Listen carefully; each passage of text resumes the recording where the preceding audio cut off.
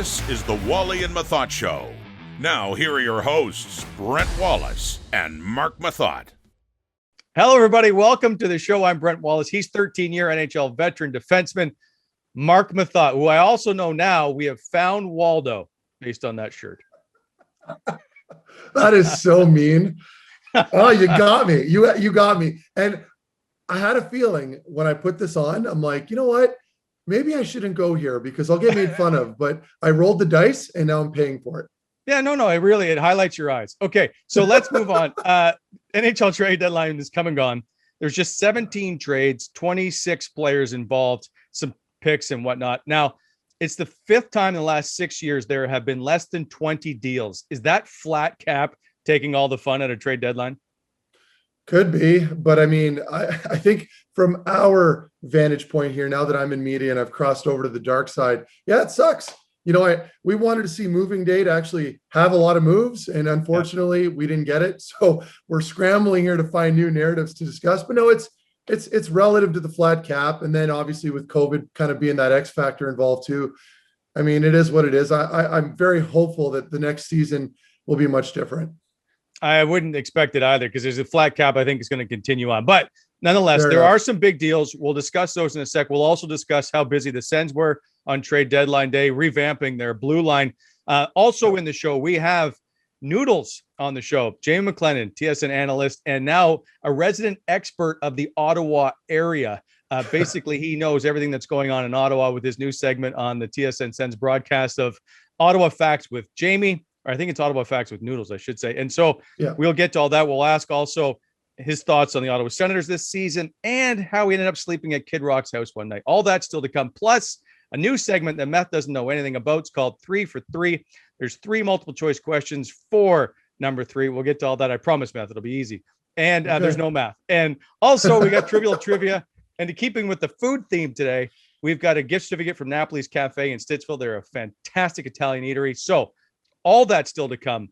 But first, just because we got Noodles on the show, it makes me continue to think that all this stuff is about food. And so I'm curious now, it seems like the perfect time to ask for another edition of Cooking with Meth. And what do you have for us today to salivate over? Well, I'm gonna take it back a little bit and visit memory lane at the Methot household when I was a child. A classic staple in my house, and my brother would agree, is the nacho move after school. So we'd get home from school. My brother and I would cake on a plate of nachos, tons of cheese and salsa. We would microwave that for roughly a minute, take that out. But of course, the cherry on top were the 2 Pepsis that I would have. My parents, God bless them, always had a case of Pepsi for us when we got home. So I'd have 2 Pepsis after school, and then I'd have another probably at least 2 at dinner time. And then I wondered why I was a very poor sleeper, and I'm still suffering those effects to this day. So thankfully, I've gotten away from it, and I've made the jump to sparkling water, and that's kind of been my saving grace. Interesting. You bring up sparkling water. It makes me think you played in the World Championships a couple of times. Yeah. At the Worlds in Europe, they love to give you either sparkling water or whether it's carbonated water or still water. But players in Europe will drink carbonated water on the bench. And I never understood this. Like, did you ever do carbonated water, or I guess gas, they call it in Europe, on the bench during games?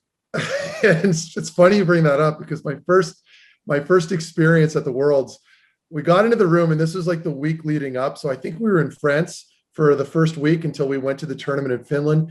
And it was just cases of sparkling water. And I'm like, I believe I went to a trainer, and I'm like, guys, I think there's a mistake here. Like, there's sparkling water in the room. And they said, no, this is just the way it is here. Like, it's sparkling water. That's what the guys drink. And I'm like, I can't drink this when I'm exerting myself. And of course, I'm catching myself in the moment. I'm like, I must sound like a prima donna, but I just want still water, you know? And it's a common thing that the Europeans do.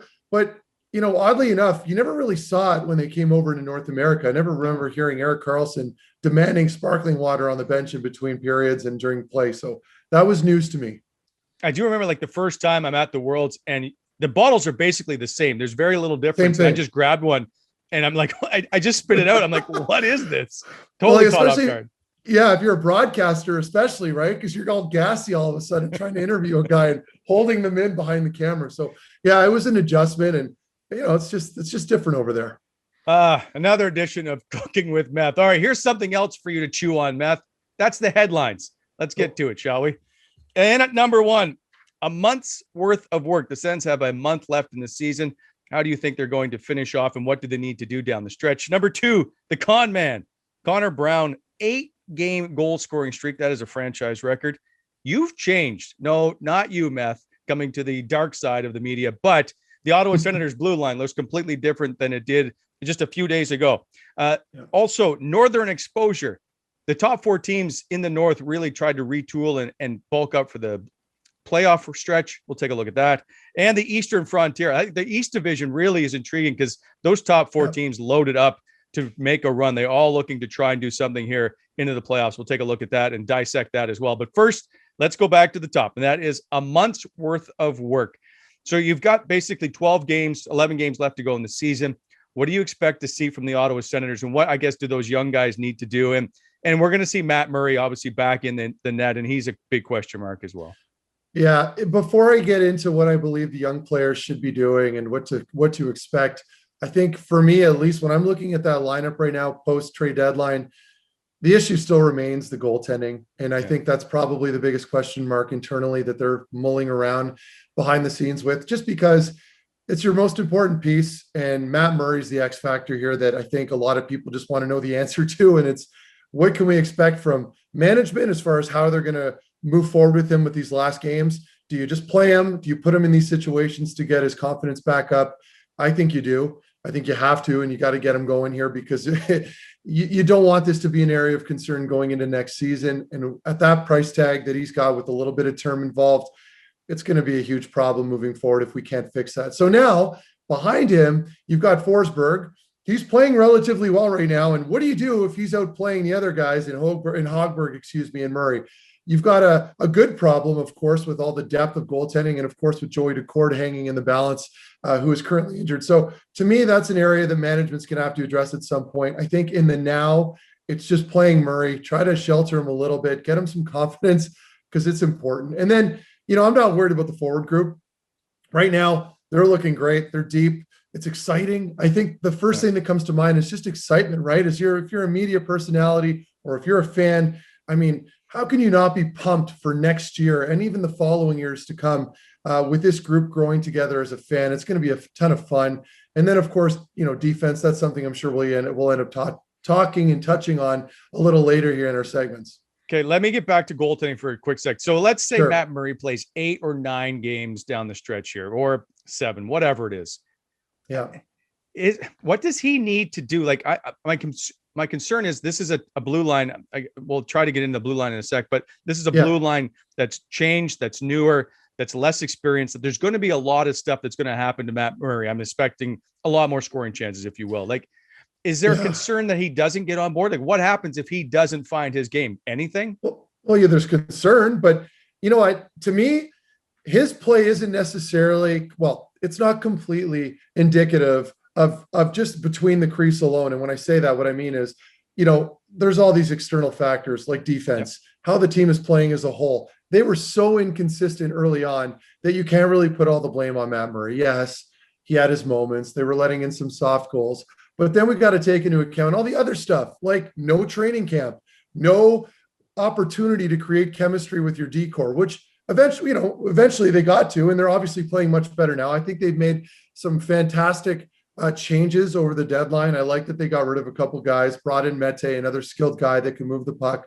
Again, I don't want to touch on the D just yet, but that affects your goaltending, right? Yeah. So all these things are serious influences. And I think now is a better time than ever. Once Murray gets back and going here, we can expect a much better club in front of him, and it'll be a much better test as far as fans go with the eye tests. Okay, back up front for a sec. We know we're going to see Shane Pinto at some point, and there's going to be some other changes in the lineup. It just happens down the stretch. Here's the question I have, though. Do you want to see DJ Smith experiment? So the whole thing with DJ Smith and with every coach in the NHL is they want to win hockey games. But do you want to see him experiment to move guys around, maybe put Stützle at center, put Pinto somewhere with Brady Tkachuk to see what they can do? Like, would you be happier to see him experiment, or do you want him just to try to win hockey games down the stretch? No, and I think initially, and I mean DJ's done a pretty good job at managing that up until now. And I know there were questions at first and stuff with the Colin White situation and with Brandstrom, and a lot of that was just depth. Wasn't a whole lot of room in the lineup because you had to play some of those vets. You got them on the team, you got to play. But now he's got an opportunity to just focus on growth. Just focus on your young players, develop them, get them a little confident. You got to shelter them to a degree. But at the same time, you want to see what they can do in their different roles, right? So whether it's on your PK or your PP, depending on who we're discussing, give them those opportunities to do everything they can to get better and get that experience, because it's going to work wonders for you down the road, certainly going into next year. And it gives you an idea where everybody falls into place. So, once we get the young fellas like Pinto and JBD back in that lineup and playing, you're going to get a good idea as to where they belong. But at first, you're going to have to keep them a little sheltered, play them with some experience, see how they fare, and then you can make adjustments moving forward into the last 10 games. Speaking of moving forward, let's go to number 2. That is the con man. So Connor Brown has 8 goals. Number 28 has scored in 8 straight. It's the most by a player since Teemu Selanne in 1997 when he went 12 straight. Like, this is a record that doesn't happen very often, as we just pointed out. So I'm curious what your thoughts are on seeing Connor Brown, who's not known to be, yes, he was a one-time 20-goal scorer, but he's not known to be lighting it up on a regular basis. And going into this season, or even this stretch, he's never scored more than 3 straight games. So out of character, but certainly a welcome sight for number 28. Right. And we all remember the start of the year, heck, even midway through the year, the going narrative with him was he works really hard. He gets into all the right spots, but he just wasn't able to bury. And there were comparisons to Eric Condra, which is pretty funny, obviously. And Cons was a fantastic player for the Ottawa Senators, but at times would get himself in those spots to score and just couldn't bury it. So all of a sudden now we're on this record-breaking streak with Connor Brown. And I think people can't lose sight of the fact that he is a defensive-minded forward first. That's going to be his role moving forward. And we can't get ahead of ourselves here and expect this play to continue. I don't know that too many people are expecting this to continue. We're just enjoying the moment with him. He's breaking a record, certainly uncharacteristically in what he normally brings to the table. And I think a big takeaway for me that I really just love about his play is his defensive aspect that he brings. And the takeaways, that's another thing that people aren't really talking about. He's at the top of the league right now in takeaways, and he's up there in the conversation with players like Mark Stone. So that's a huge compliment into the amount of work that he puts into his defensive aspect of his game, the way he competes. And again, that's the player that you're going to get moving forward. But what I do like in Connor Brown's play right now is that it's just going to give him confidence. So moving into next season, at least now he'll probably contribute a little bit more offensively, only because he's kind of found that scoring touch. I worry because some of the goals that we are seeing aren't exactly highlight reel goals. He's just getting the puck to the net and they're happening to go in. So again, I'm happy for him. It's fantastic. But at the end of the day, he's still a defensive two-way player, and that's the guy he is. Does he remind you of Zach Smith a bit that year? Like, Smith went on and scored 20 goals or just above, right? And that playing on that second line, but he was never really that type of player. He was always a defensive first who just got hot for a year. Like Connor Brown, I think, is on pace now for 26 goals this season. I'm not sure it's going to happen, obviously, but that's the guy he kind of reminds me of. Yeah, I see it too. And Smitty was obviously a different element in that he was a little more physical. Obviously, I know I'm stating the obvious, and that he had that fighting aspect as well that kind of gave him a little more space. But Connor Brown, it's a very similar situation, and that's a really good comparison. Kind of got out of his element for a little bit, found a little heater, and jumped on it and did really well. And again, I'm happy to see it because it's just a silver lining in a tough year that the team has had overall. And again, I can't stress this enough. I don't want people to put this unneeded pressure on him going into next year, of course, because this is completely out of character for him. But again, a good stepping stone for him in his confidence, and he's asserting himself now as a veteran in the league. This might be an element that we can kind of count on moving forward. One thing that gets overlooked, I think, with Connor Brown is his durability. He hasn't missed a game in the NHL, I think, in the last 5 years, which becomes so important. Impressive. You can trust him, right? You count on him every night to be in the lineup. So good to see Connor Brown. Okay. Yes, now we'll get back to the topic you've been trying to talk about now since we started the show. The blue line has been changed. You've changed. So how about this? So the Sens have traded away, I think during that 48 or a 24-hour period of trade deadline, Eric Goodbranson, Braden Coburn, Mike Riley. And if you go back a little bit earlier to February 29th, they got rid of Christian Moulin and sent him to LA. Lots of different moves here. They brought in Victor Mete off of waivers. And then, of course, Eric Brandstrom is now going to see lots of ice time. And it looks like JBD, Jacob Bernard-Docker, is going to get some playing time as well. So, yeah, as a defenseman, and you've seen this all along and changes, you just assess this blue line for me. I like it now. I do have my concerns, but before I get to that, I like the Mete move. It's low risk. Everyone's already talked about this. I don't need to get into it anymore other than I like the move for the Ottawa Senators because you've got a fairly established player. I mean, he's played 180 some odd games now, and he's still very young.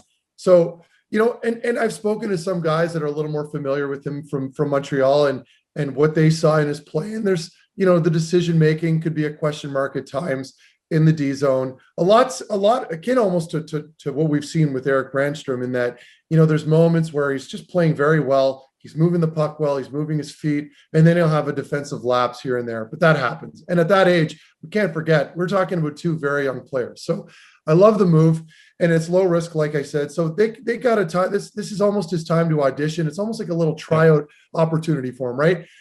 My one concern is the size. And everybody knows, okay, Mark, you're a big guy, you're biased. Listen, I know the NHL is changing. You need speed. You need guys that can play two ways. But I worry about that left side a bit, only because Shabbat's not exactly a physical specimen when it comes to laying the body and being an imposing player. That's not his role. I don't expect that from him. But when you have Mete and Brandstrom at 5'9" apiece, 175 pounds soaking wet, there is concern, okay? And for me, the concern that might not necessarily be right now, this season. There's no pressure. I'm talking postseason next year or the year after when heavier play is involved. And I don't know where Josh Brown fits into the lineup moving forward. I love what happened the other night. He defended himself, or rather, he defended Tkachuk very well, jumped in there with Stanley, displayed that physical aspect that you would expect from him being a bigger guy. But again, there's still a void there, and that's probably going to be addressed in the summertime with a top four guy that can play two ways. You're talking about the physical play, right? Because they just don't have it in those top six outside of Josh Brown. Like Artem Zub, I guess, is a bit physical, but he isn't going to put the fear of God into you, though. No, he's not. But again, and I can't stress this enough, he brings that out, and I like what you just said there, Wally. He does bring that element, but he's not an imposing guy when you look at the lineup. So if you're a forward and you're lining up as the Ottawa Senators doing, for that week long prior to your first round of the playoffs, and you're looking at, that's your weakness. So if you're looking at the lineup, you're going to say, finish your checks on all these defensemen. We're going to wear them down, and they're going to cough the puck up. So again, I hope I'm wrong, but I feel like that's still going to be a huge concern. Well, there's always the talk about Eric Brandstrom's game, and maybe even Victor Mete's a bit, is that they call it, more east to west kind of guys as opposed to north-south players, that they kind of dangle a little bit. They get caught in their own end, and Ottawa struggles a lot to get the puck out of their own end. Yeah, and that's going to be a huge issue. And I've seen it playing with players where sometimes the easiest play is the simplest play, or rather the right play, and it's just getting it up to your forward and not making that a little extra move or forcing an issue or pass going across the ice or to the middle. And sometimes these smaller guys might feel the need to bring that to the table when just keeping it simple. Looking at a player like Spurgeon is a perfect example of a guy that these guys can model themselves after, because I don't know that there's a ton of dynamic in them like you would see in an Erik Karlsson. I know that's a hard comparison and it's unfair, but when you're that small, you have to bring something that other players don't. And being a very dynamic player is expected of you. But if they can just be very reliable, make good outlet passes, and defend well with what they have, you never know, this might work out. Okay. Speaking of D, we'll go to Northern Exposure next, and that is deadline day for the top four teams in the North Division. They all added a defenseman. So you know that depth of blue line is so important in the postseason. But, you look at the Jets, Jordy Ben, the Oilers, Dmitry Kulikov, the Habs, Eric Gustafson, and John Merrill. Then the Leafs tried to acquire everybody else that they could.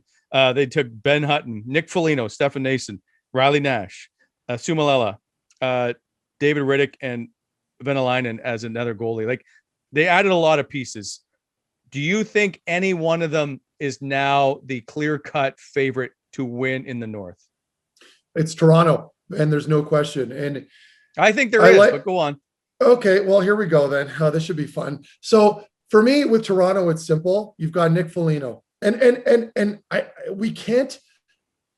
I feel like there's going to be a lot of overshadowing over Ben Hutton. That's another warm. He's not just a warm body. He's a guy that I actually liked for Ottawa. He's a local guy. He's a guy that I would love to see come here, only that he brings that sort of two-way play that you would expect, and that element in a younger player with a lot of longevity ahead of him. But I like those moves. He's a good depth piece too for Toronto's blue line. But in any case, and then of course with Riddick. So for me, I'm going to lean on Foligno right now because he brings that fiery leadership. He can play any way you like, any role you want to play. He can do it. He can defend himself. He's physical. He can score, and he's dynamic. So again, it's almost an area that Toronto didn't necessarily need to fill. But now that they have that, I feel like it's just they put themselves over the top. I still do like Winnipeg. Montreal, I didn't expect much from, only because they've made so many moves throughout the year and in the offseason that we sort of expected them to have a quiet deadline day. But I know, and Jordy Ben in Winnipeg, I was thinking that they'd get maybe a more highly touted defenseman there, but I had the pleasure of playing with Jordy a little bit in training camp, rather before training camp in Dallas when he was working out down there and living there. And he's just a good guy, really good guy, works really hard. He can defend himself. He's a good depth piece. So I'm curious to see what your argument though is, because mine, I'm leaning on Toronto. Well, it's easy to go, it's Toronto because of Nick Foligno, but I know two things. One is I think we're all in on Montreal earlier this year. And now you've quietly just ignored that fact. I'm not flip-flopping. Listen, I still like Montreal as a dark horse. But from the get-go, when we started doing this show, I still thought Toronto was our top team. But we can go back and find the footage. Craig, I'm sure, can help us out with that. All right, well, we'll try and find it. I think Winnipeg is still built better for the postseason. And I'm not sure. Maybe it's their blue line isn't what it used to be, and that's fine. I just think when you have Connor Hellebuck in goal and the guys that they have up front, I just think it's built better. And so I'm still in on Winnipeg winning out in the North Division. Yeah, and I like that too. I do. And I'm not trying to flip-flop. I love that call. I want to argue it. Yeah. But they're just such a physical group up front that can score and they can hang in with you offensively. And they're just imposing and they're strong. And that's just the reality of what the postseason looks like. So you've got a case there. I just know with Toronto and their firepower, if those top guys are rolling with the depth they have in their lineup, like you got Spezza on your fourth line scoring goals. Fair enough. How do you compete? Well, he wasn't always tearing it up here in the last couple of years and everybody going, oh my God, how is Jason Spezza on the fourth line? Like he wasn't a dominant player. He's having a great season, but when it comes to the Toronto Maple Leafs, I'm not sure that they have the necessary grit, and they've added Foligno obviously to win in the post. Right? I think Winnipeg can win 1-0 games. They didn't. Well, they haven't looked great. They've got. You're talking about grit. They've also got Simmons in their lineup. But I don't see it up in their top six. Yeah, fair enough. And that's the only question I have. It's just those guys just seem to have, like Blake Wheeler and Mark Scheifele, Kyle Connor. I just think that they have more of a gritty top six group. That's all. All right. Yep, fair enough. I'm right. You're wrong as usual. Let's just move on. Okay. Eastern Frontier. This one's interesting to me because it doesn't get a lot of play up here, obviously, just based on we look at the North for the most part. But you look at those four teams, the Capitals, the Islanders, the Bruins, and the Penguins, all let's consider them more aging, if you will, with their veteran groups, but they all seem to go all in for this postseason, right? When Anthony Mantha went to the Capitals, Michael Raffle went to the Capitals, the Islanders with Paul Mary, Travis Zajac, Braden Coburn. The Penguins picked up Jeff Carter, and then the Bruins go Taylor Hall, Mike Riley, and they also added former Senator Curtis Lazar as well. Should be fun to watch, to see them all beat the hell out of each other as they try to win this division. Like, I'm not sure I still like the Islanders, but I'm not sure who is going to be able to come out of this thing on top. Yeah. And I love that you have four teams going for it. And it's just not something you typically see, right? Where they're just, and I don't want to say that they're selling the farm or anything like that to give up prospects for all these players, but they're making significant changes and adjustments. I love the Anthony Mantha move. I think anybody would agree with that. And he had that great goal the other night where he kind of cut into the middle with Wash and goes top shelf with an unbelievable release. So I'm not going to base that move off of one goal, but I do like the move. He's a big body, has a good presence. And again, the X factor in a trade when you're bringing in guys, and this applies even for a guy like Jeff Carter going to Pittsburgh, you're bringing in these guys who in some cases might be on the tail end of their careers, but I can speak from my experience. When you're going to a new team, you're just reinvigorated, you're motivated, and you're just ready to rock and roll and show what you can do. And that applies, of course, back to the Northern Division, which I know we're not talking about in Nick Foligno. So again, I like all these moves. Yeah. It's really, really difficult for me to pick one team. I think we can all agree on the common theme here, and it's that it's just going to be a great first round, and it's going to be entertaining. And if you're a betting man and you're trying to figure out who you like in these, in these matchups, I think for me, I'm just going to go with the heavy favorite, and it's Wash. With the changes they made by bringing in Chera, and you still have these hungry guys up front in Ovi and the group that he's leading. I don't know how you compete with that. I know the Isles are really looking good right now, but I'm still going to have to lean on Washington. I mean, it's fair. They've had a great year all around, but I just think it comes down to how they play defensively. And I just like the way Barry Trotz runs his teams defensively. And that's becomes a thing, right? And nothing against Washington. I just happen to like the Islanders better. So yeah, and Wash they've got a ton of experience right now too. But again, you're bringing it today, Wally, because talking about Barry Trotz and his system is sort of that one thing that we just don't seem to be putting enough emphasis on up here. Because I always say this, we're so sheltered watching the Northern teams, right? That we tend to forget those little differences. And I know you've got a lot of Eastern Division fans up here. A lot of those teams resonate with a lot of people around Ottawa, but Barry Trotz can bring it. He's got the coaching pedigree behind him and a lot of great experience. So that's going to be a team to look out for. And of course, the Peugeot effect. Pager's down there. He's making some noise. He's was a fan favorite up north here. So I might be rooting for them too. We'll see. Chicken parm always comes through in the playoffs. Have you dealt? I didn't ask you this before. Have you ever dealt with Barry Trotz? Like, was he the coach the year that you went to the Worlds? I can't remember. No. Okay. He was at least, God, you know what? You're putting me on the spot now because we always have like 4 all-star coaches when we're there. I can't remember Trotz being one of the guys though. No, but it might have been Ken Hitchcock. I can't remember the year that it was for you, but we played. I played against him a lot, right? He was always in Nashville when I was playing. So he always coached good teams. But the one thing I always remember about Trotz's teams is his players will go through a wall for him, right? Like they want to win for Barry Trotz. And I just think that always carries over on the ice for guys. Anyway, sure. Maybe we'll get him on the show and we can ask him all about that. That is it for headlines. Great job, Meth. And just coming up after the break here on the Wally Methot show, we talk to Noodles. We get into all kinds of stuff. And of course, lots of good stories, including how he likes to spend his time in Nashville. Don't go anywhere. It's coming up after the break. You're watching the Wally Methot show.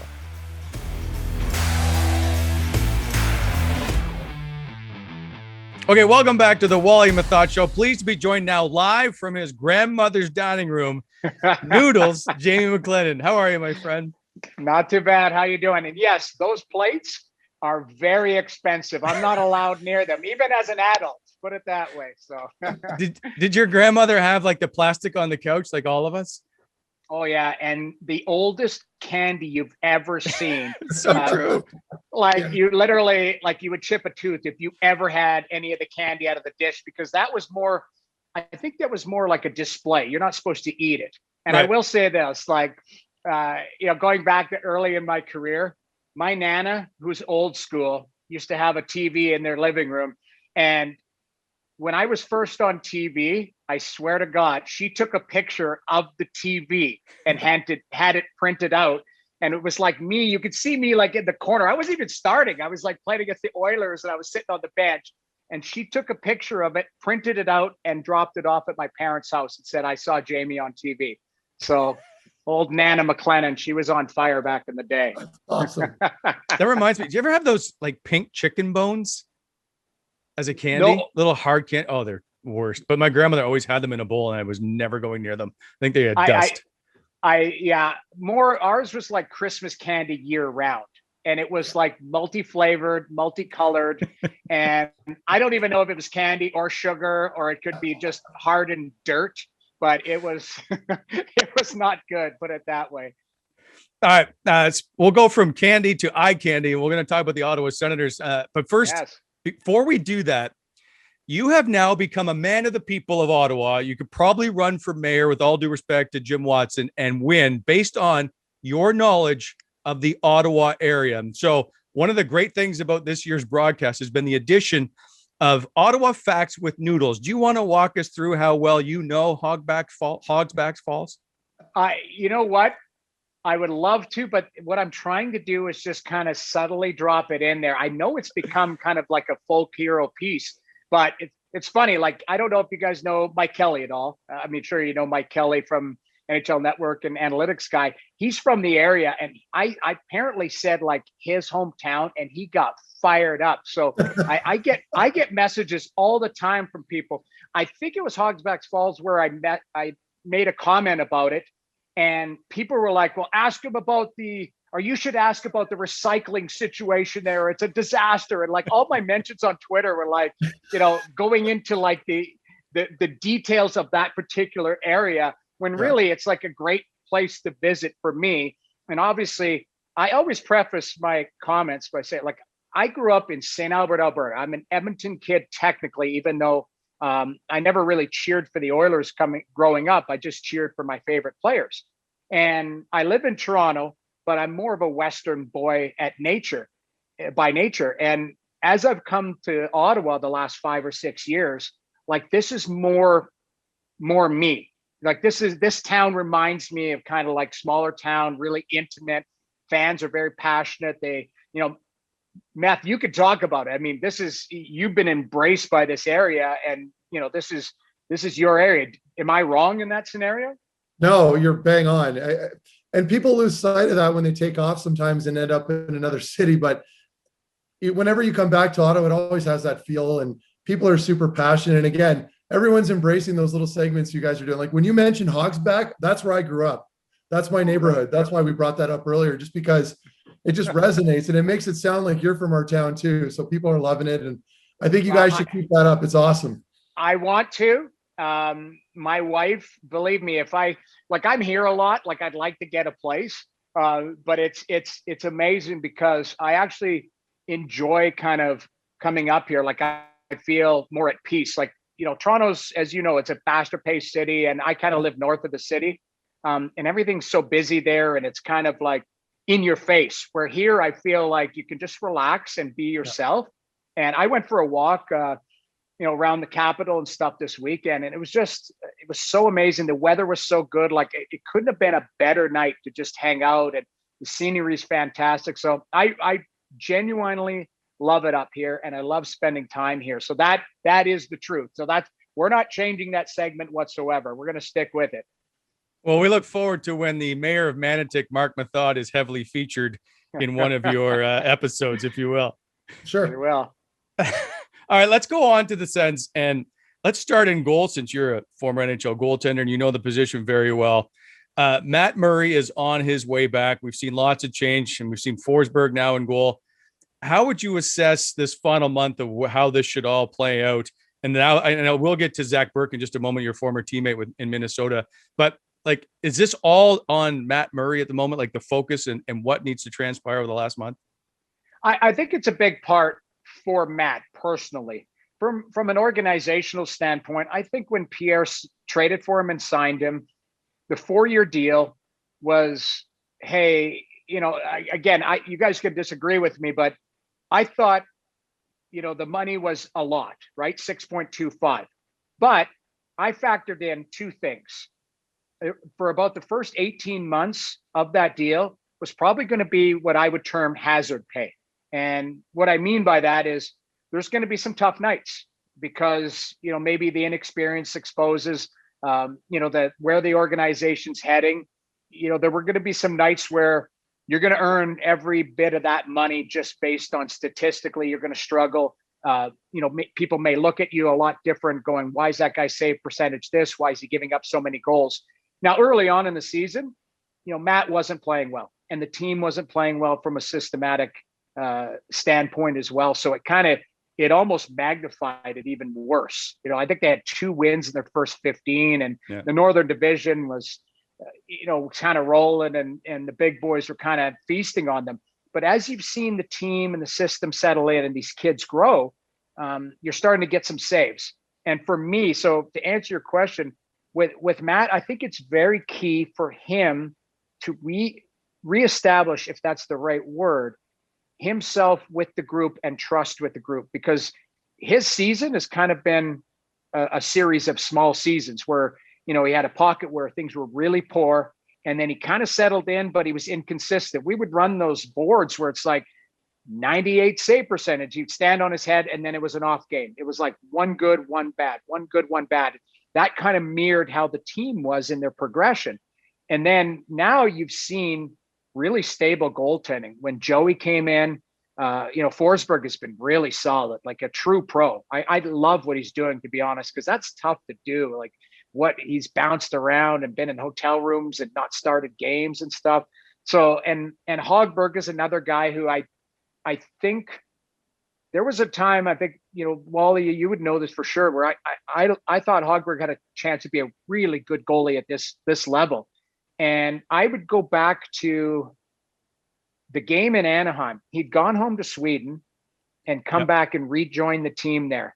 And I don't think he had skated. I think he was dealing with the personal stuff. And he comes back and they start him and he gets pulled. And I haven't seen the Marcus Hogberg from before that Anaheim game consistently enough. So we'll get to him in a moment. But when it comes down to Murray, I just think that I look at Matt, and I think it's important for him this last month, for himself, for the fan base, for the organization, to gain that trust and that confidence back in himself and in the group.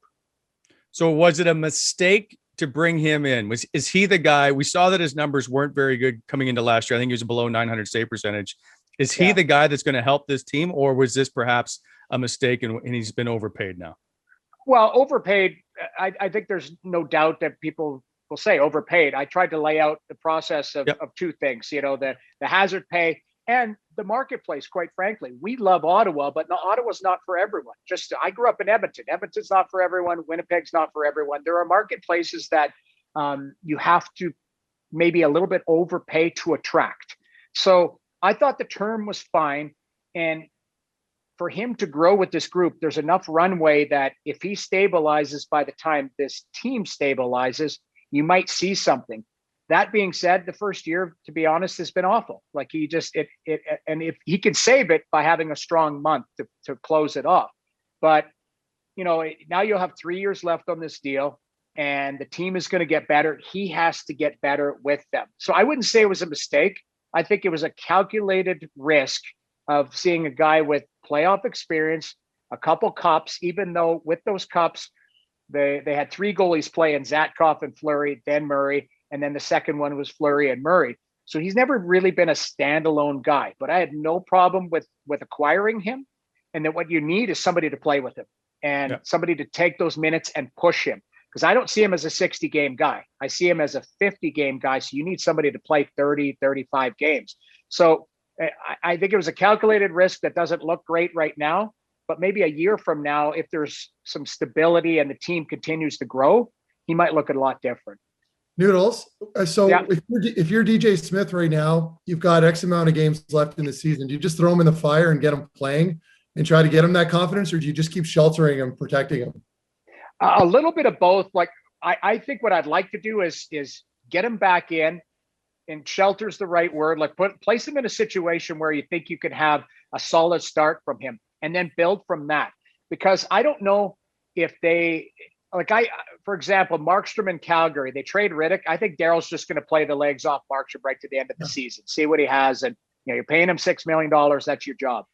Where here, I think it's a situation where Matt's been fragile mentally just because of how things have been going. Now the physical part has come in with the injury. So I would have a different approach with him, get him back in the net, but not play the legs off of him. Just, because that, and Meth, I follow you on Twitter and I think you've got great analysis.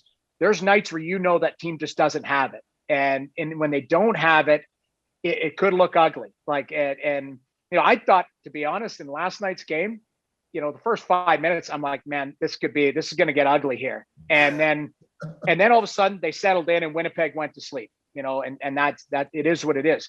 But ultimately, I think you bleed him back into the lineup and then try and run him near the end of the year and just see what you can get out of him, just from a confidence standpoint.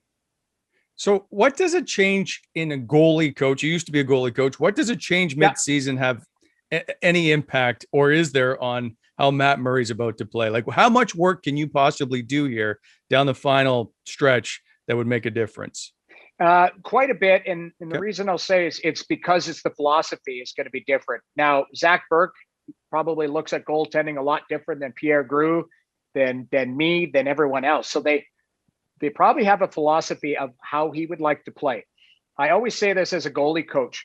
The number one thing you can have with a goalie is relationship. Because ultimately, the goalie coach, the goalie, and the backup, pretty much there's three guys either in the organization, for sure in that dressing room, that understand the position. Everyone else, and Meth, you can speak to, is like, go stop the puck. I don't care, if you're sealing the post and using the reverse VH and, and making sure you shuffle over. Who cares? Yeah. Stop the puck and don't make us look bad. And you know what? Like the tendencies and the relationship the goalies have with the D in learning, how you want to defend a 2-on-1.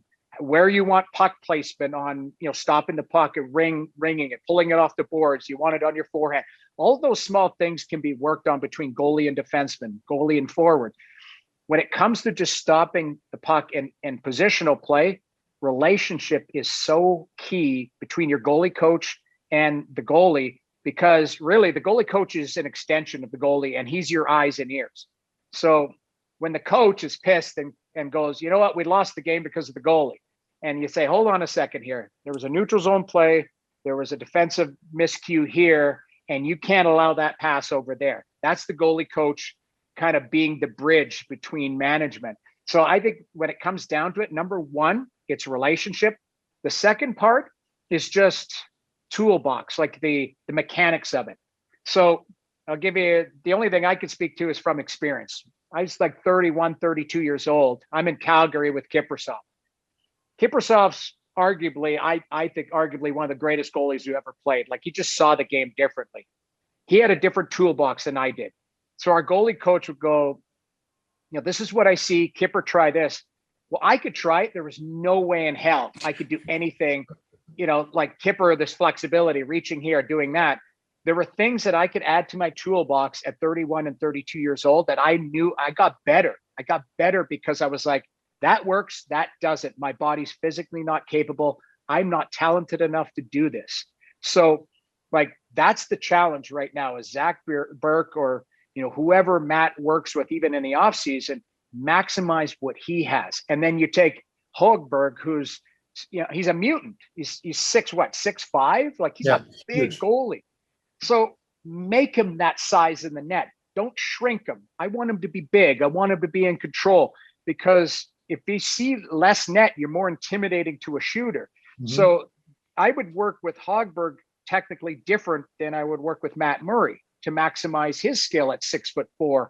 And so that's the biggest challenge right now is the mechanics of it, but the relationship, because the trust has to be there. Last goalie question I have for you, and that is, who is the Sens' backup goalie next season? That's interesting. I think it would be Decord. I like Joey. Really? I think Joey's got some real potential there. Like as much as I like Forsberg, I don't know. I think he's on a 1-year deal and expiring, and yep. I think he would be honestly, I think he'd be a guy that you might want in your system, because he seems like, I don't know him at all, and I haven't been able to meet him face to face or anything because of pandemic, but he just seems like he's got a good demeanor. Like I like a lot of times, and I can speak to this because I was a goalie that was an emotional guy, and I had to have the right mindset to play, and I was a little bit superstitious or routine orientated. So I wore the score sometimes. You could tell when I was losing 5-1, my body language, the way I played. Like Forsberg doesn't seem to have that. He kind of has this even keel about him. That I've really been impressed with. I think Joey is a guy who's got ability. He handles the puck well. He's got some good flexibility. He's got great mechanics. I mean, it's in his bloodline. His dad is a really good goalie coach. So I think there's some tweaking that his dad's been able to work with. I think there's a long runway there, put it that way. So I don't know if the injury has set him back to the point where they may start with Matt and maybe if Forsberg's in the mix or Hogberg or something like that.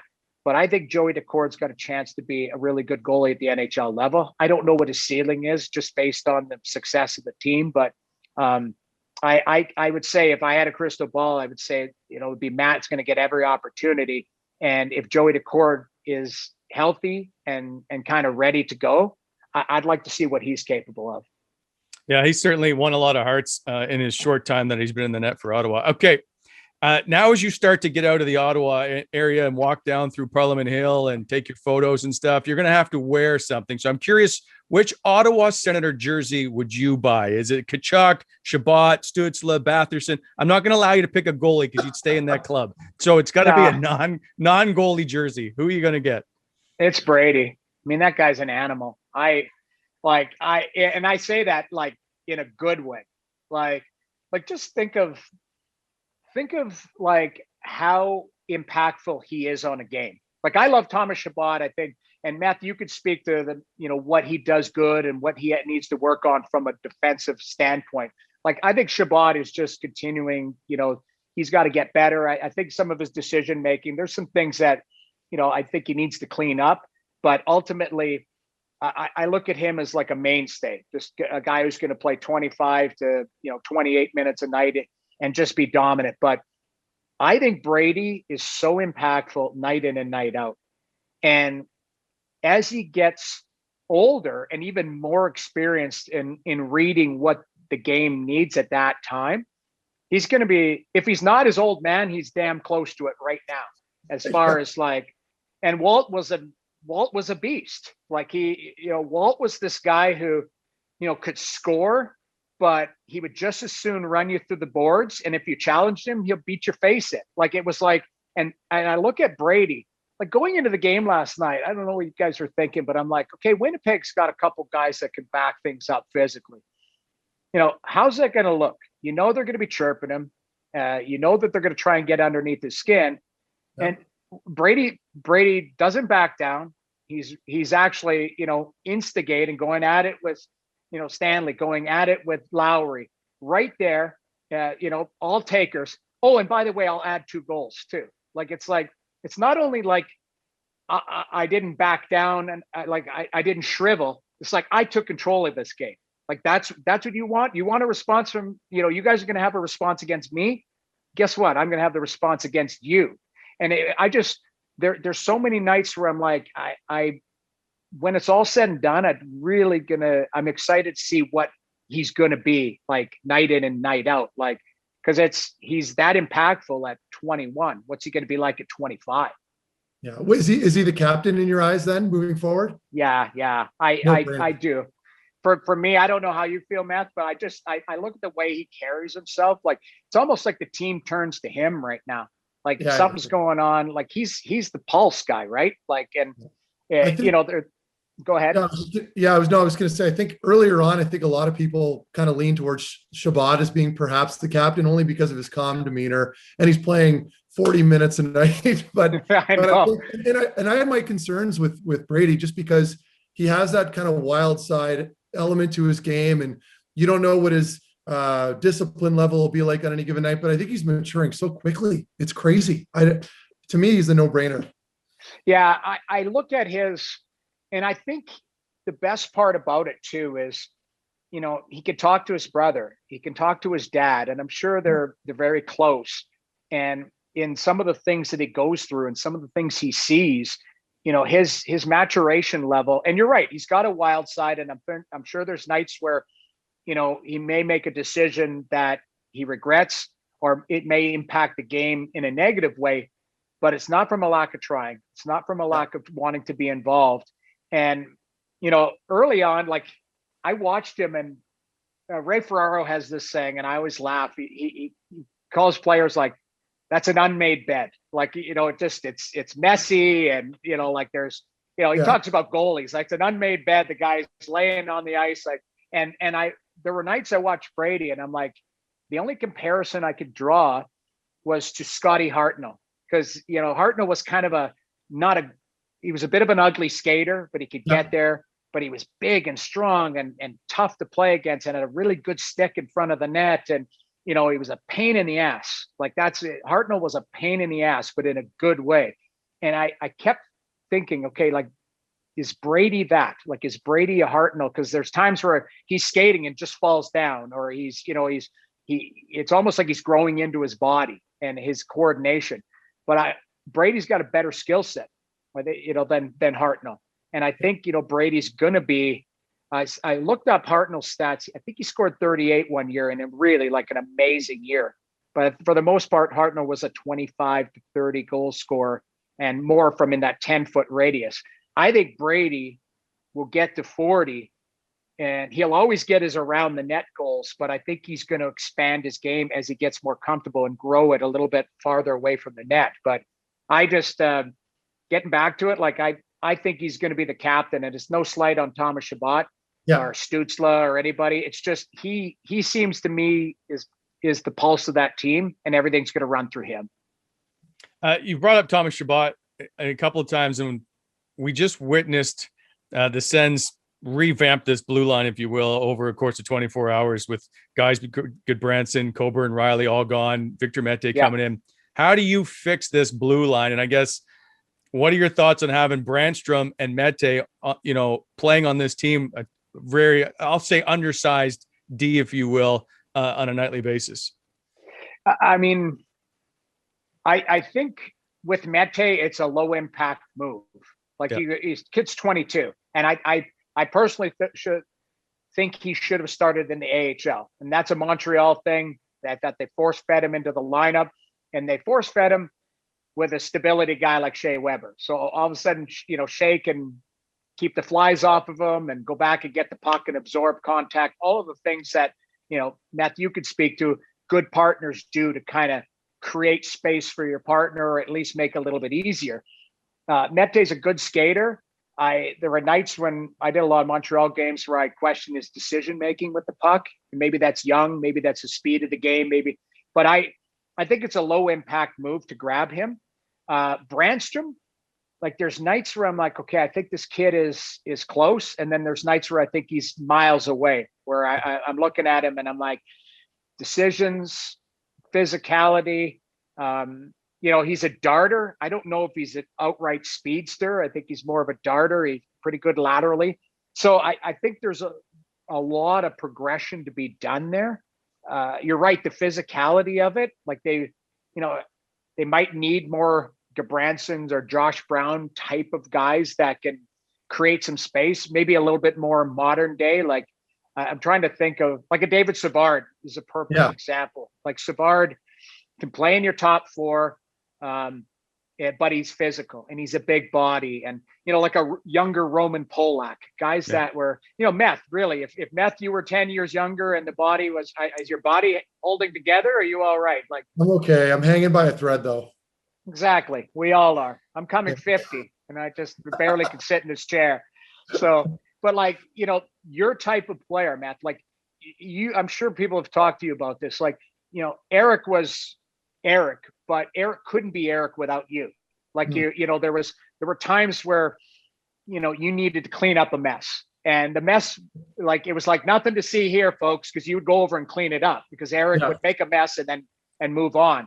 Like, Chabot's going to need that. I think Brandstrom's going to need that stability of a guy who understands the moment, understands the game, and it's not flashy. Simple pass, absorb contact.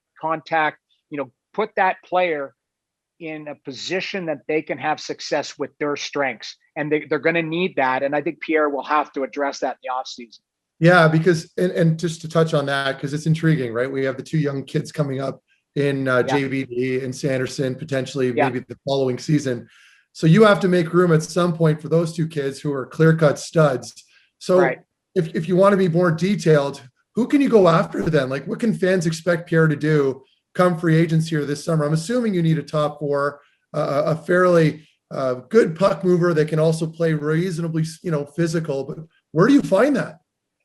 Well, it's funny. They're not sexy players, right? Like, they make good money, but it falls in. Like, a guy who comes to mind, I don't know if he's super healthy right now, like a Josh Manson, like, a Manson, like a guy like that, who is not shy to drop the gloves, who can skate, understands the game, but is cut with a little bit of the old school cloth.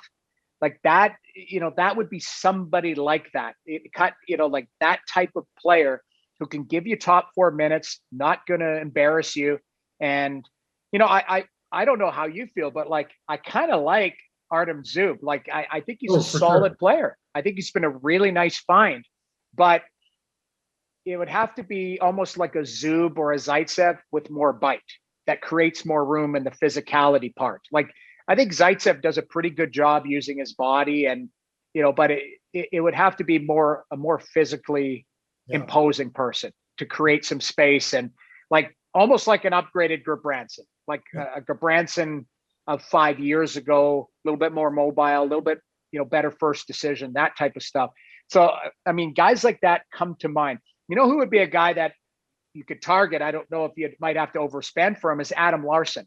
Like Adam Larsson's a big body, really good positionally, but he works well as a tandem guy. And, that's kind of who I would look at. Again, without doing a deep dive into like what their analytics look like, all of that stuff. I try and grab I know, but I try and grab as much information as possible. But it's like anything. Like I trust. I have a lot of friends who are analytics people who work in the NHL front offices, and they all tell me one thing: Jamie, trust your instincts, and then try and tie the numbers to it. And usually your instincts will work with the numbers. Once in a while, there's an outlier, and that's the interesting part to look into.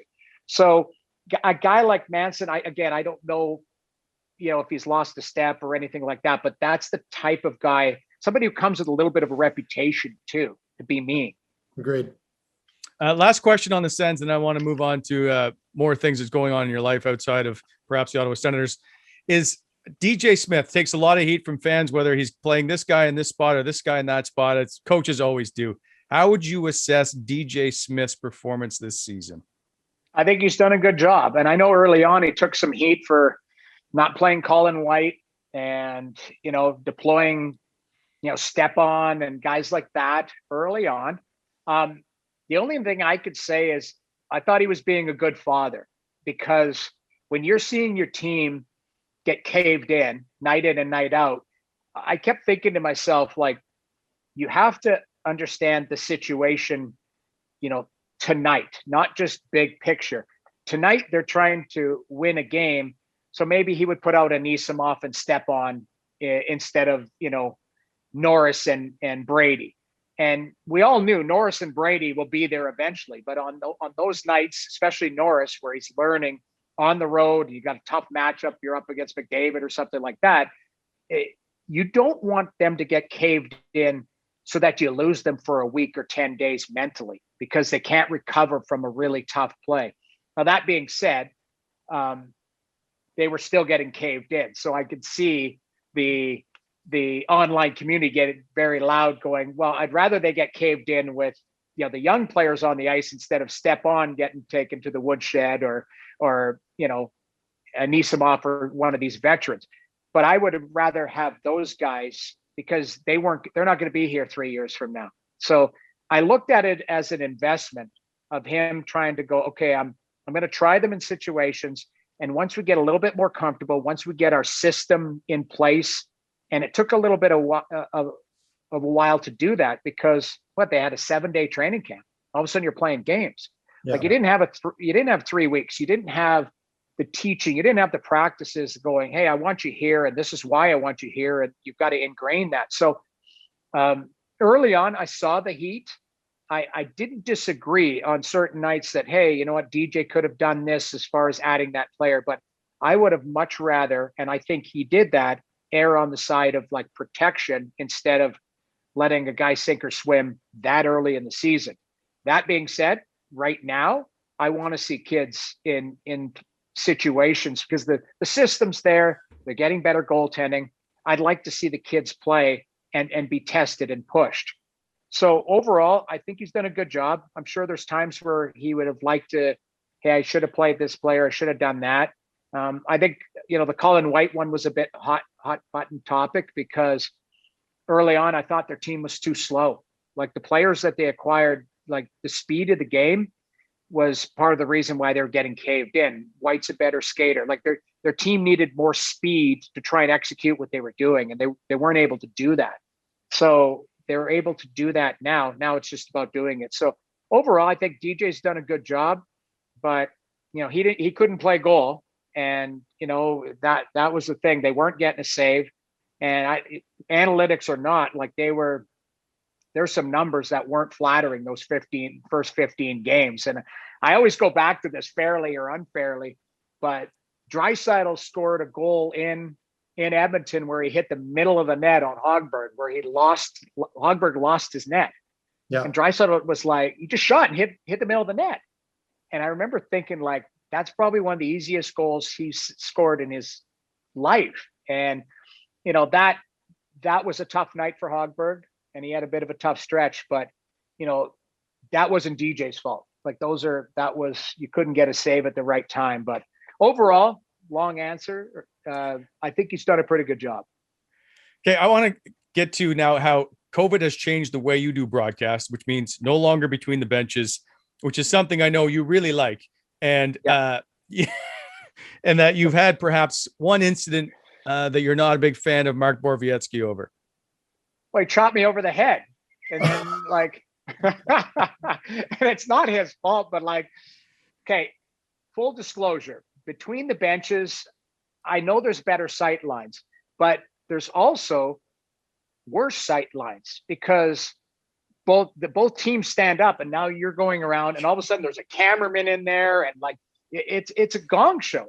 So I like, as we all do, sitting on the couch or sitting above it, and you can see plays develop. Now you can pick things out when you're in between the benches a lot, sometimes a lot better because you can see the angle of it, or you can hear the guys yelling of what's coming. So I can't remember who they were playing against, but I'm in between the benches, and Boro steps up, as the left wingers always were doing. Was that with Geese system? Not left wingers, left defensemen always closed at center ice. And so Boro steps up and hits a guy. And as he hits him, his stick comes down, and I put my arms up, and it thread the needle right on the top of my head and like cocoa bong me. And I was like, oh, and I could feel like warm fluid. I'm like, oh my God, I'm cut. Like I'm too old for this nonsense. Like I'm literally, I got out of the game to be less physical, and now I'm getting chopped over the head. So the funniest part about it all is I get chopped in the head, and Boro looks back during the play, and he's like looking at me, and I'm like holding my head, and the play goes on. Sam's in my ear. Sam Cicerello's like, he goes, "Are you okay?" And I'm like, "I think I'm cut." Like I could feel like this giant welt on my head. And he's like, "Are you okay?" I said, "Don't worry about it. Don't worry about it." Meanwhile, the cameraman is right beside me. Like he's the guy who basically wedged me into the hit. So TV timeout. The whistle goes, and it's TV timeout, and Boro comes over, and I'm like holding my head, and I'm trying to get my bearings. And he's like, "Are you all right, Noodles?" He goes, "I felt that was stick on skull." And I'm like, "Yeah, that was my skull." So I make it through the game, and I've had concussions before, and it is what it is. And, I knock on wood, I made it through the other side, and I'm fine. But I was concussed. Like I know for a fact, because I was seeing some spots, and I had like a headache, and of course that was like on a Tuesday or I think it was on a Thursday, and you guys were going out to California and playing in Anaheim and LA. And I was like, I went to see the doctor, and he's like, "Yeah, you're concussed. You should take a week off." And I'm like, I'm not taking a week off. Like, I'm fine. I'm not gonna miss work. And, I said, I'm fine. And honest to God, as you guys know, I love to have fun on the road. And we're going to like Anaheim, LA. Great and spot. I'm not playing. So I can be hungover at morning skate, and I don't have to perform that night. I got to LA, and I was supposed to meet up with a buddy and go to a comedy club. I'm like, I'm going to bed. And I called the game the next day. I called the game 2 days later. I stayed in my hotel room in the dark for like a week and got home. So I was concussed. And I will say, Boro's such a classy guy. He got my cell phone number from, I think, Chris Moore or BMO. and texted me and was like, "Hey, just checking in on you." And I said, "I'm all good, buddy, all good." So I did have to register with Bell Media with TSN like an injury on the job, so I had to fill out forms and all that. But it was kind of funny. But it's just like hazards of the job, like pucks flying and stuff. Like that's why I prefer to be nice and safe up by the popcorn machine, and Bruce Garriock and I can wrestle over the hot dogs and away we go. Like instead of down in the mix. And I'm taking a shot at Bruce. We never go for hot dogs. It's just it is what it is. But yeah. You bring up food. I do know at games you are a huge popcorn guy. Yes. So just so that people know, there's a room downstairs between the locker rooms where it's a crew room that you guys sit in. There is always 2 bags brought to Noodles by a crew member that is at his seat, so he has them in between periods. Popcorn has been always my Achilles heel my whole life, and I paid $2,000 for a Cineplex movie theater machine. I have one at my house. Wow. Cost me $2,000. Yeah, but it is like legit, like one you see at the Cineplex theater. Do you use it often? Not that often. Like during the pandemic, once a week, we've created on Friday nights with the kids, we have movie night. So just to get the kids excited or whatever. So I pull up 2 mattresses and we all sleep in the living room, and we watch, we'll watch a movie on Netflix or something for the kids. The kids fall asleep. I'll be watching a hockey game on my computer or my phone because I don't want to watch Dora for the 12th time in a row. But I'll make like movie popcorn for the kids. They love it. So even during like when life was normal, I went to about minimum 3 movies a week, but just during the day, like a creep sitting there. And I've done that before too. I know it's demoralizing if you really think about it in the moment, but you get past that. It's so sad. Like you go in and like, I'll be like the creep just sitting there, and they'll be like, kids that are skipping school or something. They go in, there's a bunch of friends and laughing up, and they're like, "Oh, who's that old pervert sitting in the corner?" And I'm just sitting there like with a hat on, and a lot of times I'm wearing a suit because I'm on my way to the studio. That's even creepier. Yeah, I plan my movies around the timing of it. It'd be like, okay, that movie starts at 1:30, it'll be done at 3:30, and I can be at do overdrive at 4:00. So and if it's a movie I want to see, sometimes I have to leave. So I'll watch the first half of it and then go to overdrive and then go the next day and, or find another time and watch the other half. So I've always been a movie weirdo, but a lot of it's because of the popcorn. So yes, I am a popcorn freak.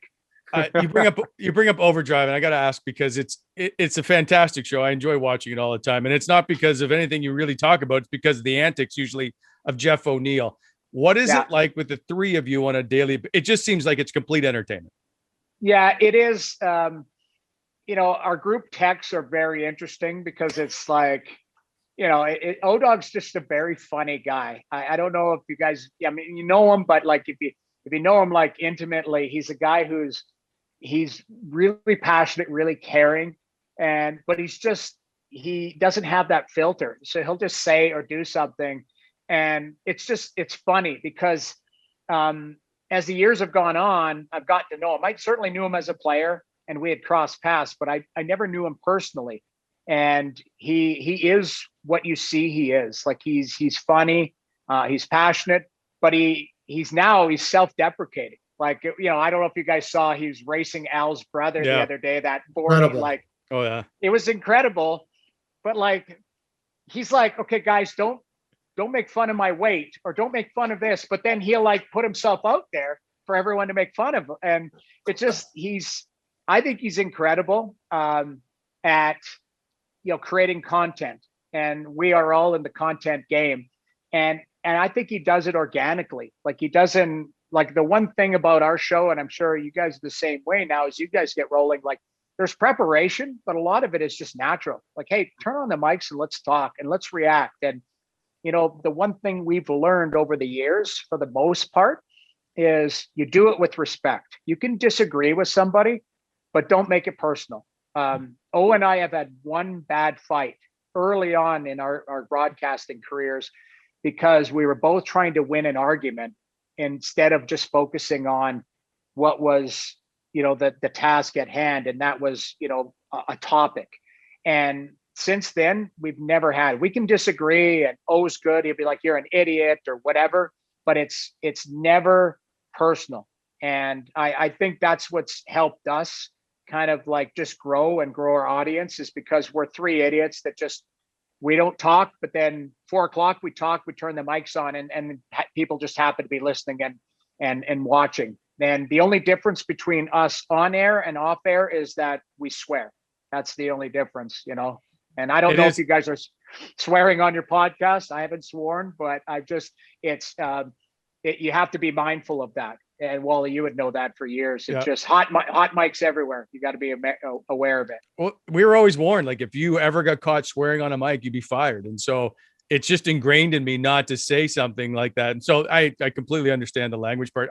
It's a fantastic show, and I've never laughed so hard except for the time that you guys wore the shawl, or he had the shoulder surgery. That bit is outstanding. So I encourage people to go watch it. We're running out of time, but I want to ask you, you've been known as like the Forrest Gump of hockey. You know everybody. Yeah. And I'm just like, how many parties have you ended up? Meth had one of these earlier where he ended up at Paris Hilton's house. Like, are there a bunch of places you just randomly end up at? Yeah, I'll tell a quick story. I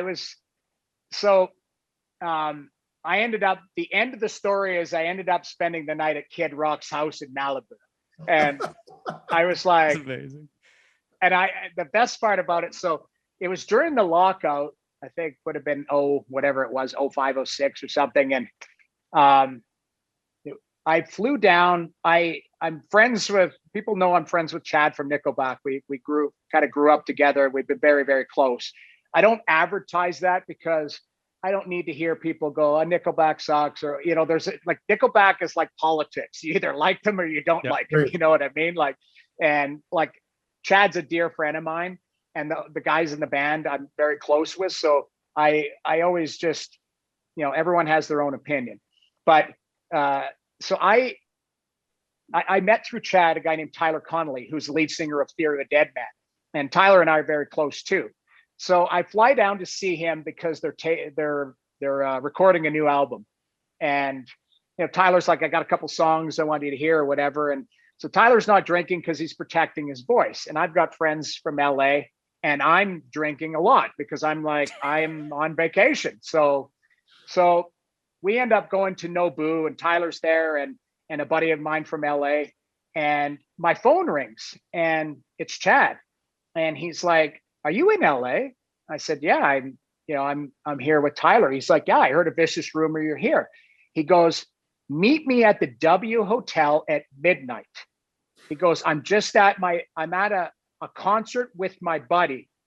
And he goes, but meet me at midnight. And I said, okay, well, Tyler's not drinking anyways. We'll have a dinner. I'm drinking, back then it was whiskey. I don't drink whiskey anymore, but I'm drinking a bunch of whiskey, have a good time. And at midnight, a friend and I go to the W Hotel, and the place is a zoo. Like there's 100 people deep to even get to the lobby.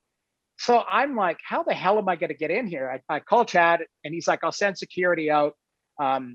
This monster comes out, grabs me and my buddy, and we go in, and we're at the W Hotel in LA, and we go into this VIP room. And as I walk in, Chad hugs and all that. We're deep into the night, so everyone's had some drinks. So I see Chad, see his manager there, give a hug. His security, Rhino, came and got me. And then he's like, hey, I want you to meet my buddy Bobby, and it's Kid Rock. And I'm like, oh, hey, how you doing? He's like, yeah, we were at Bobby's concert tonight. I was like, oh, and he goes, and he kind of knew me. He's like, you're Noodles. I met you in St. Louis and blah, blah, blah. So I'm like, nice to meet you. And then he goes, hey, meet David. And it's David Grohl from the Foo Fighters. And I'm like, hi, nice to meet you. Oh, and this is Scott. Oh, Scott Whelan from Stone Temple Pilots. And I'm like, hi. Wow. Oh, and this is Cindy Crawford and Randy, her husband. They own the hotel. And I'm like, hey, I'm Noodles. Who's got vodka? Who's got whiskey? Like, I'm like kind of just, so we're all just it's this mix of people in this room who are like ultra famous. And there's like this pigeon who played in the NHL as a backup goalie. And I'm like, hi, nice to meet you. Nice to meet you. And then all these like giant security people. And so we're just hanging out, a few drinks and all that. And then Chad goes, hey, we're going to go to Bobby's house. Let's go. And I'm like, no, you guys, no, you're coming. So we go out through this side door or back door, and there's a giant entertainment bus. And all of a sudden you get on and there's, stripper poles in the middle and all that. And there's the bus is just packed, and it's like, music and it's Kid Rock and his security, these three giant guys. And then there's like four guys I've never recognized before, and they're just sitting in the corner.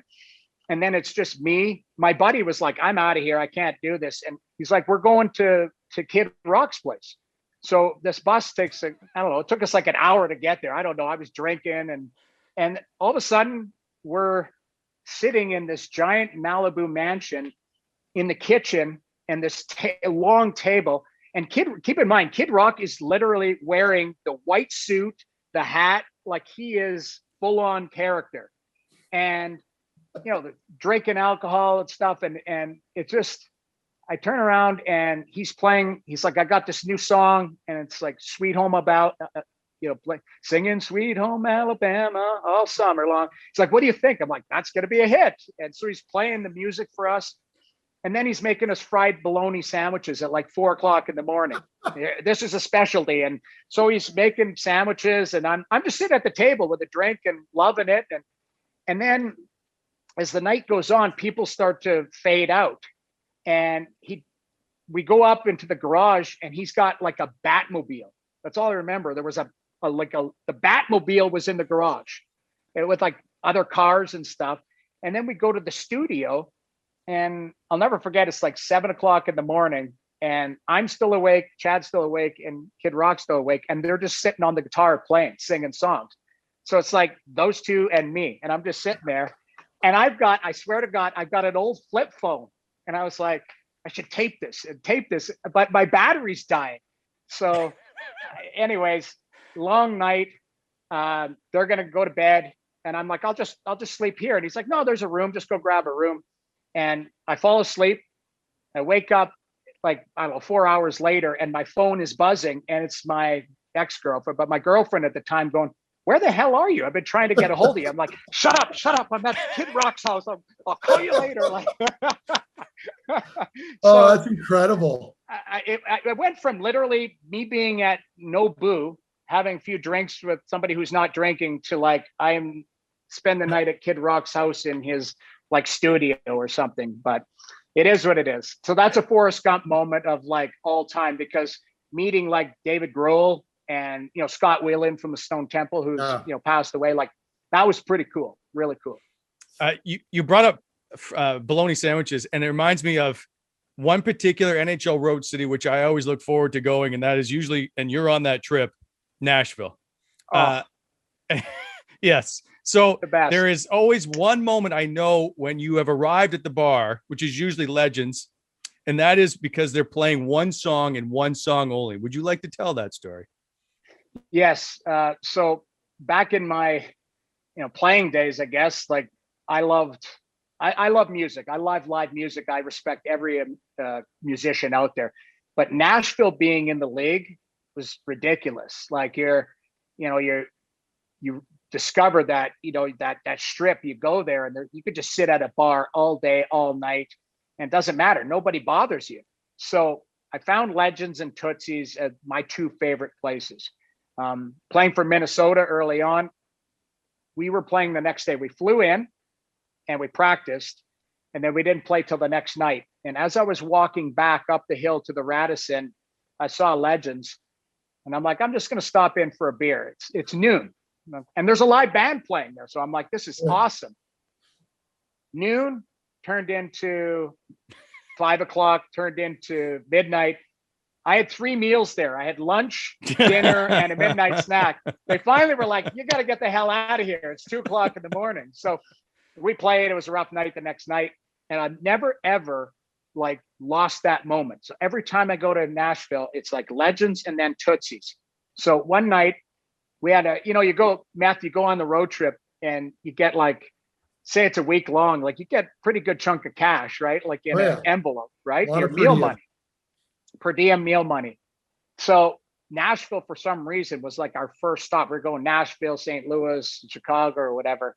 So I had a pretty good chunk of cash in an envelope, and Chicken Fried was like my song at the time. And you go in, and we had dinner, and it was at Tootsie's, and we get to Tootsie's, and the band is just hopping, the place is packed, and people are high-fiving. Like, you just walked in, it was like a scene from Old School. It's just the best. And so we belly up, drinks and having a good time. And I'm like, Chicken Fried comes on, and everyone, the whole bar singing it. We love it. And I'm obsessed with that song. So I'm disappointed when they're done. Like, I'm like, we need to keep this going. So, they go on to a different song or whatever. And I call the band, they walk around with that bucket for cash, because they work on tips. So as the guy comes over, and I said, I will give you everything in this envelope if you play Chicken Fried 20 times in a row. And I think it was about $1,000. Like, it was, because we were on a long road trip. I'm like, here it is. And I open the envelope, and it's just a wad of cash. And I'm like, you can have this envelope, but I need Chicken Fried 20 times. So he stops the bar, and he's like, hold on a second here. He goes, I got a crazy guy over here that wants Chicken Fried 20 times. He goes, we're going to do it, but he goes, we need crowd participation. So for like the next hour, the whole bar sang Chicken Fried. And by the end, everyone's like, Ira, get the hell out of here. You're an idiot. But it was like one of those moments where it was like, you know what? I felt like I made a difference. I don't know in what, but I was like, what a great night. So I'll never forget that night in Nashville singing Chicken Fried with the band. It was pretty cool. And you still do it now. Like, even when the trips we were on, there was Chicken Fried plays 3 or 4 times, and it's fantastic. So, but they stagger it. We stagger it. I'll go up and say $20 Chicken Fried, and then I wait another hour, and then I go, because I don't have that disposable income anymore. It's fantastic. And I will say, you know what? For all the stuff about Nickelback and whatever, I watched them at MSG in a concert. I know you were at Noodles. One of the best shows I've ever seen in my life. They're incredible. So good. I love that band. Yeah. So we'll probably get hate mail, but. Yeah, I know. But what's funny is a couple Augusts ago, one of our colleagues, Brian Mudrick, is a huge Nickelback fan. So they were playing, I think, just across the river. It's called the Gatineau Balloon Festival or something like that. Balloon Festival. Yep. They should be in your show. Yep. So they will be, maybe. But is that still considered the Ottawa region proper? Okay, Ottawa region. So maybe we'll get them in there. So Muddy was like, hey, Nickelback's playing there. Do you want to fly in for it? So I messaged Chad. I'm like, hey, I'm going to fly in. He's like, yeah, come up. He goes, come up the night before. Let's do dinner. And then he messages me. He goes, no, I'm going to stay. Come up the day of the concert. So we come up. Me and Muddy, we checked into the Westin, and we make a night of it. Well, Guy Fieri, this cook, is that his name? Fieri. Fieri was there. So we meet him before the concert. Chad's like, hey, my buddy Guy's flown in. We go out, and before the concert, me, Guy, and Brian Mudrick were at a Chinese food place eating with Chad. And Chad's like, oh, I'm on stage in 20 minutes. We better get going.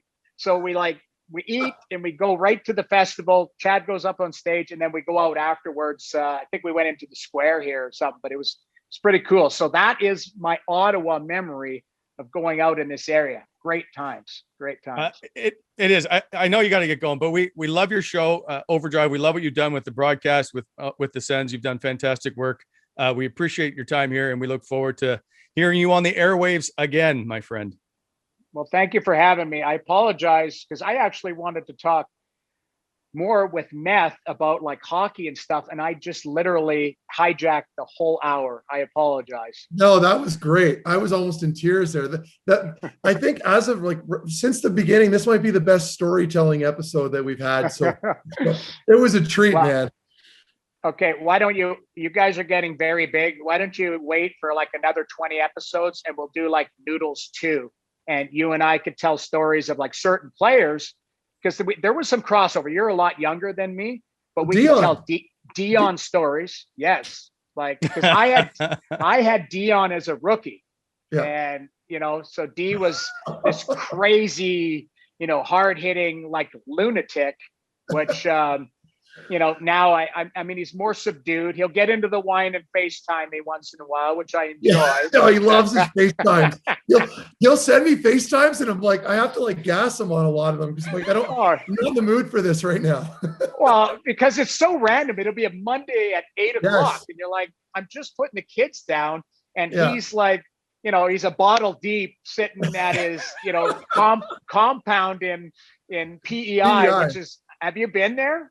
No, he's trying to get me to go out there a lot. I'm always coming up with excuses, but I got to get out there. You got to get out there. Maybe we should all, what you could do once you get Dion to open up a little bit, like go tape out there because he'll have you out. You guys fishing, drinking, all of that. I don't fish. I don't golf. I'm just good at the after fishing or during fishing stuff and the after golf. But like, he's got a great compound out there and he's so welcoming and he's such a great guy. There's another thing. There was a time where Dion and my two closest buddies were Dion and Chad from Nickelback, two of the most polarizing guys in Canada. Yeah, no kidding. and in fairness to Dion, like one of the best guys I've ever played with. So competitive. He's a character. He's funny. Like I could go on about Dion as well. I thought I'd add that because I don't want to just rip. No, it's so true because I always say public perception and private perception, a lot of times they match, but sometimes they're complete opposite. Yeah. And with Dion, it's complete opposite, public and private perception. And even with Chad, like he's a lot different in the public than he is in private. And, as you can know, we can all speak to this, Wally, like there's people that you meet, they're really good in front of the camera. They're really good at like the PR game.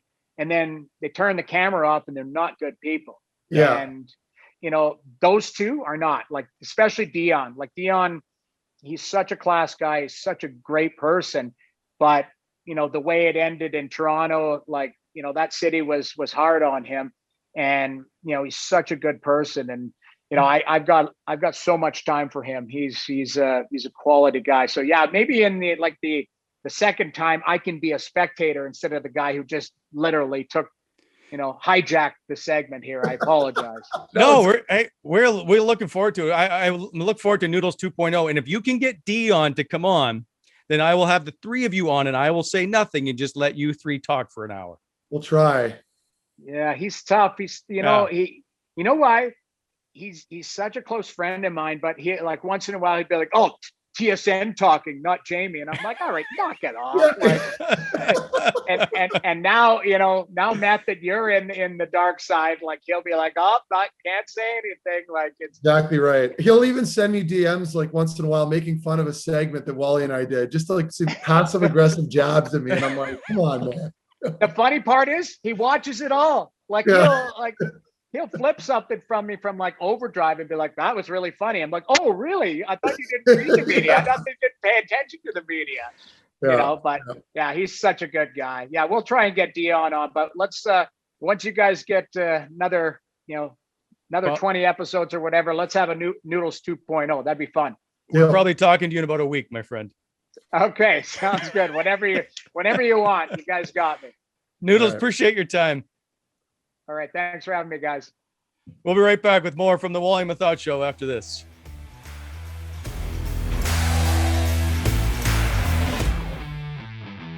Okay, welcome back to the show. And now it's time for a new segment that Meth has no idea about. It's called 3 for 3. So I asked 3 multiple choice questions and I'll find out what Meth answers with. Fair enough? I guess. You'll love this. This is going to go great. Or maybe not. All right, let's find out. Here we go. Number 1, best player you've ever played with. Is it A, Eric Carlson, 2 Norris trophies, B, Jamie Benn, Art Ross, C, Rick Nash, Rocket Richard trophy, D, Sergei Fedorov, 2 Selkies, a Hart, a Ted Lindsay? What's your answer? Well, is it best player at that time? Because Sergei might fall into that category, except I had him at the end of the career. Best player you've ever played with. Okay. I don't like this question. I'll have to go with Erik Karlsson. Okay.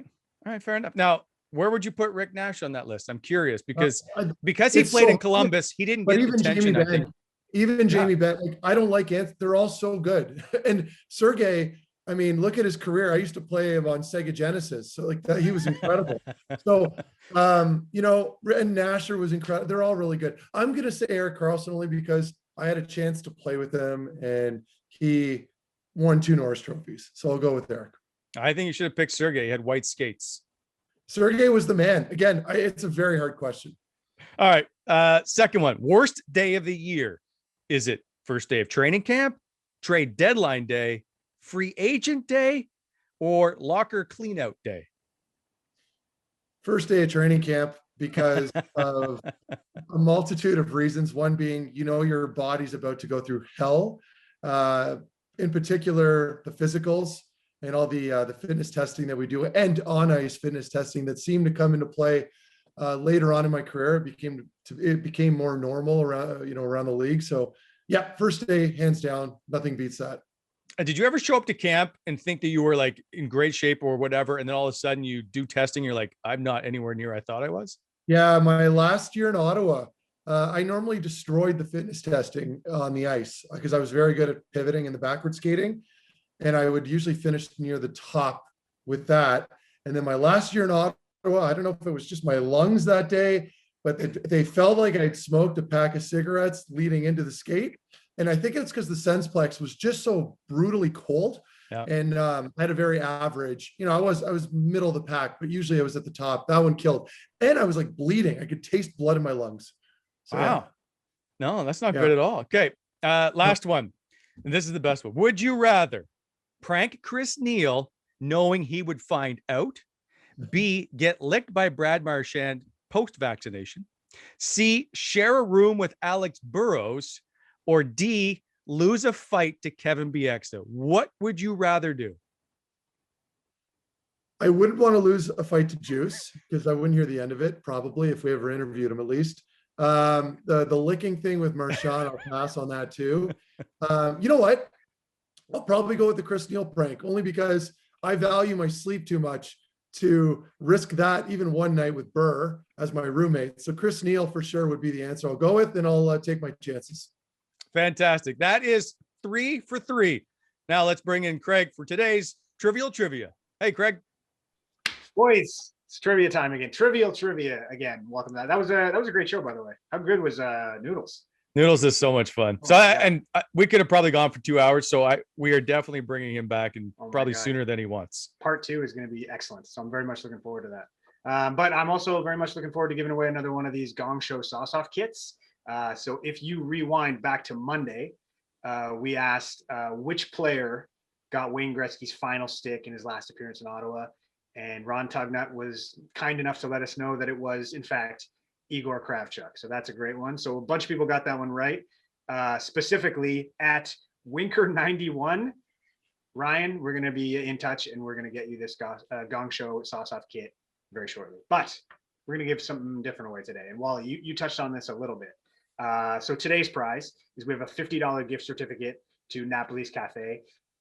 Unbelievable Italian food and restaurant, a restaurant in Stittsville. So shout out to them. If you are ever there, you might want to check out the charcuterie. I don't know if anybody else. Okay. It's really good. Yeah, it's pretty tasty. Okay. So today's question.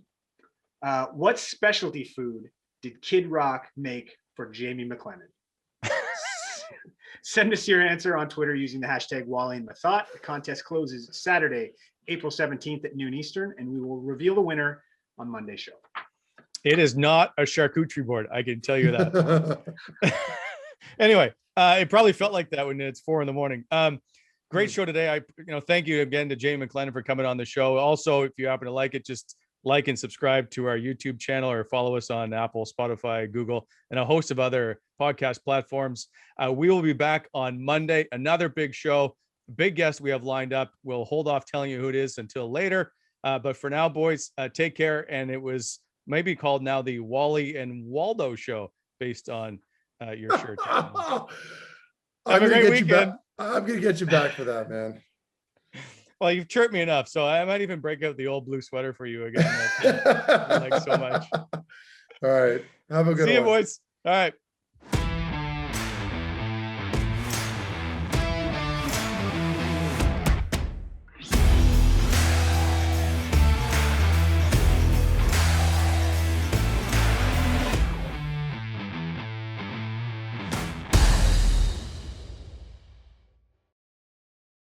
Eric Goodbranson, Braden Coburn, Mike Riley. And if you go back a little bit earlier to February 29th, they got rid of Christian Moulin and sent him to LA.